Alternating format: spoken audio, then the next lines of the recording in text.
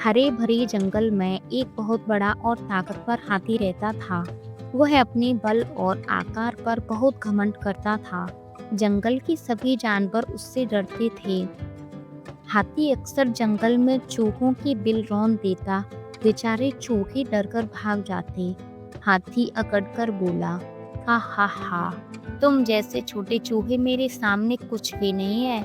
मैं सबसे बड़ा और सबसे ताकतवर हूँ।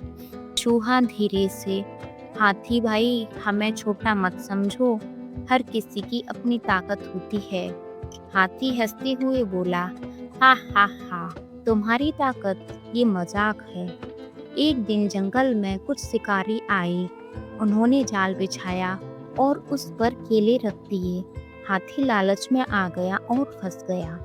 हाथी जोर से चिंघाड़ता है और भागने की कोशिश करता है, लेकिन जाल कसता जाता है।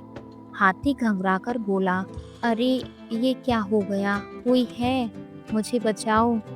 हाथी की आवाज सुनकर सारे चूहे दौड़े आए।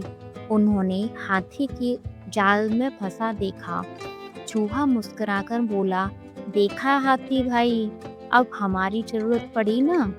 हाथी शर्मिंदा होकर, हाँ छोटे भाई, मुझे माफ कर दो। अगर तुम मेरी मदद कर दो तो मैं कभी तुम्हें छोटा नहीं समझूंगा।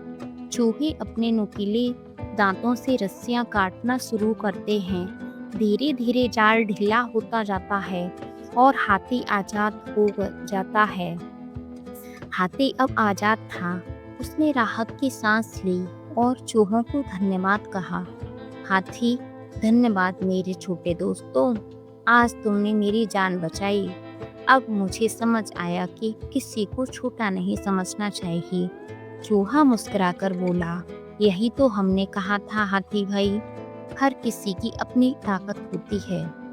उस दिन के बाद हाथी ने कभी घमंड नहीं किया। वह चूहों का अच्छा दोस्त बन गया और सभी जानवर खुशी खुशी रहने लगे। इस कहानी से हमें यह शिक्षा मिलती है कि कभी किसी को छोटा मत समझो। हर किसी की अपनी अहमियत होती है।